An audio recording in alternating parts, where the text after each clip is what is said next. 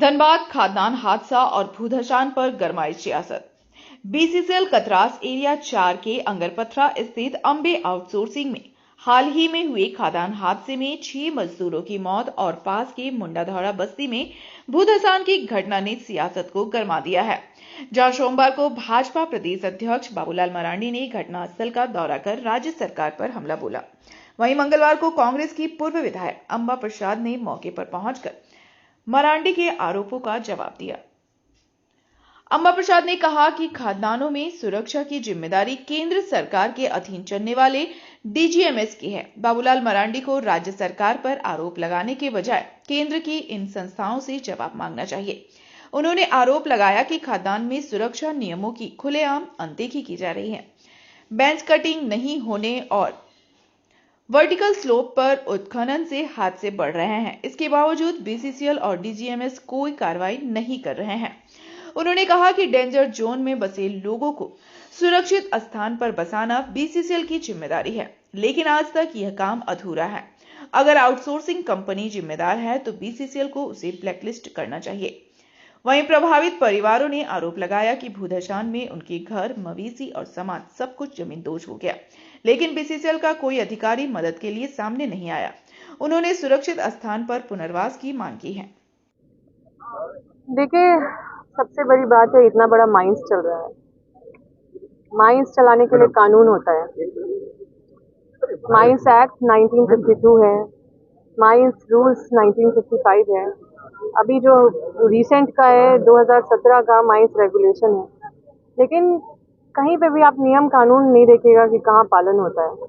Mines act में section 22 है, जिसमें कि इंस्पेक्टर को पावर दिया जाता है कि आप नोटिस दे सकते हैं पदाधिकारी को, और ये काफ़ी शक्ति दी गई है कि कहीं भी डेंजर एरिया है उसको तुरंत आइडेंटिफाई करके उसको नोटिस करें और वहाँ पे वो डेंजर जोन से लोगों को हटाएं, लोगों को दूसरी तरफ सेटल करें। ये सारा इंस्पेक्टर का काम है, बीसीसीएल का काम है। और सेक्शन 22 में ये प्रावधान है कि आप उनको वहाँ से शिफ्ट करें, और जहाँ पे डेंजर एरिया में अगर श्रमिक काम भी कर रहे हैं तो उनको वेतन पे देते हुए उनको कुछ दिन काम से वहाँ से हटा दें।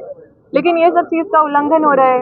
भारत सरकार का जो डीजीएमएस, जो मिनिस्ट्री ऑफ लेबर के अंदर जो इतना बड़ा संस्थान है, वो क्या काम कर रही है? वो आप देखिएगा कि पूरी तरह से कहीं पे भी बेंचेस नहीं है, वर्टिकल पूरा वहाँ पे स्लोप है। स्लोप जो होता है, जो स्पेसिफिक स्लोप स्टेबिलिटी सर्टिफिकेट है, वो भी इनको नहीं दिया गया होगा।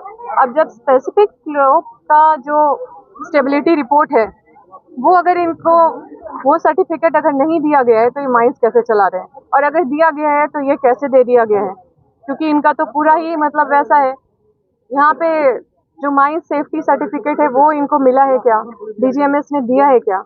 माइंस सेफ्टी जो रिपोर्ट है वो उनको मिला है क्या? डीजीएमएस कब आई है इंस्पेक्शन करने? ये भी एक सवाल है, क्योंकि ये इतना खतरनाक तरीके से यहाँ लोग रह रहे हैं, इसको नज़रअंदाज नहीं किया जा सकता।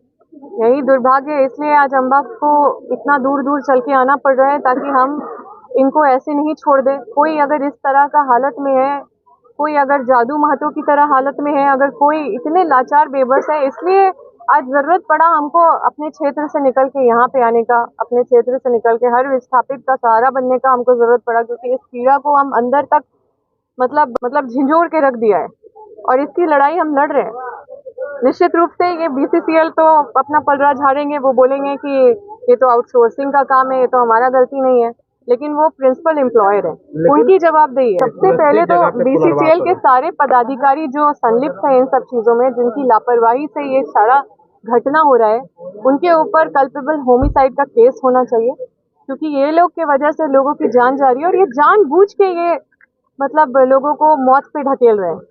देखिए, बीसीसीएल तो पूरी तरह से जिम्मेदार है, और अगर वो पलड़ा झाड़ने का कोशिश करेगी तो उनसे बस यही पूछना चाहिए कि क्या आप आउटसोर्सिंग के ऊपर बोलते हैं कि वो लोग कर रहे हैं या वो लोग की वजह से है, तो क्या इनके ऊपर ब्लैक लिस्टिंग का कोई प्रक्रिया आप चालू किए हैं? क्या इनके ऊपर कोई भी इस तरह का कार्रवाई की है? आगे ये नहीं हो, जैसे 6 लोग की जान गई है, ये छोटी बात नहीं है, और आगे ये चीज नहीं हो इसके लिए क्या किया गया? बाबूलाल मरांडी से पूछिए कि भारत सरकार का ये मिनिस्ट्री ऑफ लेबर के तहत जो ये इतना बड़ा संस्थान है, उससे क्यों नहीं सवाल करते?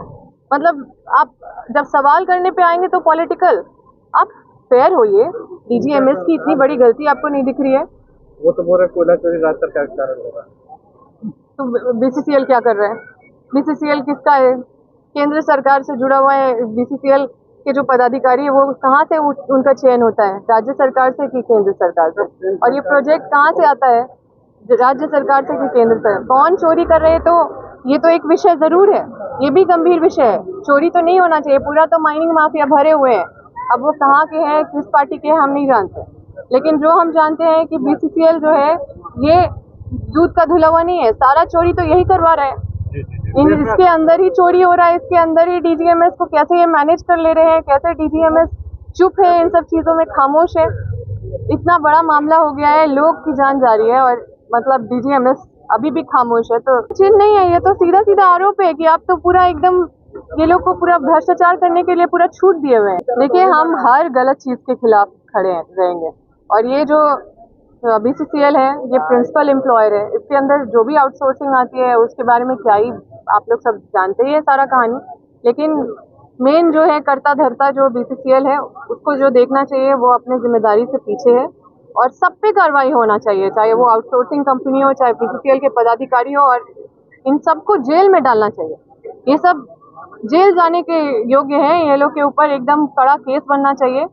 हम जैसा बोले कल्पेबल होमिसाइड का केस होना चाहिए। ये लोग आदमी को आदमी नहीं समझते हैं, यहाँ पे किसी का भी जान जा रहा है, बैठ के अपना एसी रूम में अपना अच्छे से ये लोग पैसा गिन रहे हैं और अपना लाइफ कंफर्टेबल कर रहे हैं। बस हत्या या हादसा, इसको क्या मानते हैं? हत्या है, पूरी तरह से हत्या है। नुकसान हुआ यही, अर्तन बर्तन जेवर गोठिया सब चल गया, आकाश बाकाश सब चल गया, आना गाना जेवर सब नीचे चल गया, यही है। कितना घर धसा 10-15 घर धसा, देखिए यहाँ से वहाँ लेकर धसा। चोट भी लगा? हाँ, चोट तो लगा, हम लोग के चोट हल्का फल्का लगा।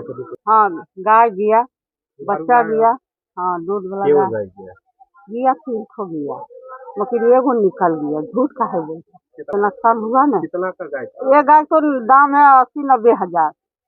और जेवर और बर्तन लिया हुआ? हाँ, वो अलग गया। अब यहाँ रह रहा है तो सुरक्षित है? हाँ, सुरक्षित हमरा के नहीं है। अब मरिए जाएगा, क्या चाहता, जगह जमीन चाहिए, अच्छा जगह बसाना चाहिए। हाँ, अच्छा जगह बसाना चाहिए। तो बीसीसीएल का भी घटना के बाद आया देखने के लिए? हाँ, बीसीसीएल कोई नहीं आया, न खाना पीना कुछ नहीं। अभी आप लोग कैसे क्या खा पी? हाँ, तो अभी हम अपने घर बना के खा रहे हैं। आज दिया और 2 दिन और मर्दाना लोग होटल में खिलाया, लेडीज के नहीं दिया। मतलब तीनों टाइम का खाना भी नसीब नहीं? नहीं दिया, उधर तो एकदम देखने ही कोई नहीं आया, क्या हुआ नहीं हुआ, चाहो पानी नहीं, कुछ नहीं आया। मतलब डर लगता है? डर लगता है ना, सुते उन्हें उधर पीछे रहने घर जाएगा मर जाएगा, को आएगा। अभी है तब बोल रहे हैं। मेरा 5 फैमिली यहाँ पर था, 7 को था, मतलब 2 तो ठीक है और 5 को घायल है। और कुछ नुकसान हुआ? और मेरा गाय 4 को मर गया, एक को चम्मच तक नहीं निकला, मेरा पलंग फलंग सब ऐसे पड़ा हुआ है। बक्सा में कुछ पैसा था, पैसा भी उसी नीचे में है, सब जमीन में समा गया? जमीन में समा गया। आप लोग कैसे बच गए? हम गए थे बाजार, अच्छा, दाना लाने। अच्छा, और घर में कौन था? मेरा फैमिली था सब। तो उन लोगों को चोट आया है? हाँ, 5 को चोट आया, किसी का कमर टूट गया, किसी का पैर टूट गया। कोई बीसीसीएल वाला देखने आया? कोई नहीं आया, खाली हमको रूम दे दिया बीसीसीएल वाला। खाली बीसीसीएल वाला यहाँ दे दिया, बेलंजाबाद में हमको रूम दिया है। कितना नुकसान हुआ आपका? मेरा कम से कम तो 5 से 7 लाख रुपए का नुकसान है। हाँ, डर में रह रहे हैं। तो यहाँ क्या हैवी ब्लास्टिंग करता आउटसोर्सिंग वाला? और पूरा हैवी करता किया ब्लास्टिंग। तो कभी बोलते नहीं थे? पूरा बोलते थे तो थाना वाला आ जाता था। हाँ, चार्ज सीएसएफ आ जाता था, लाठी चार्ज करने लगता था। तो तुम लोग हटो, हम 2 महीना से रूम मांग रहे हैं, रूम नहीं दे रहा था। मांगते मांगते थक हम गए? मांगते मांगते थक गए। वहाँ दिखा रहा, उस जंगल में दिखा रहा, उस जंगल में दिखा रहा। जब धांसे तब दिया? धांसा तब दिया, वही पहले देता था हम लोग। लड़ा झगड़ा करके। क्या नाम बताएं? विजय यादव।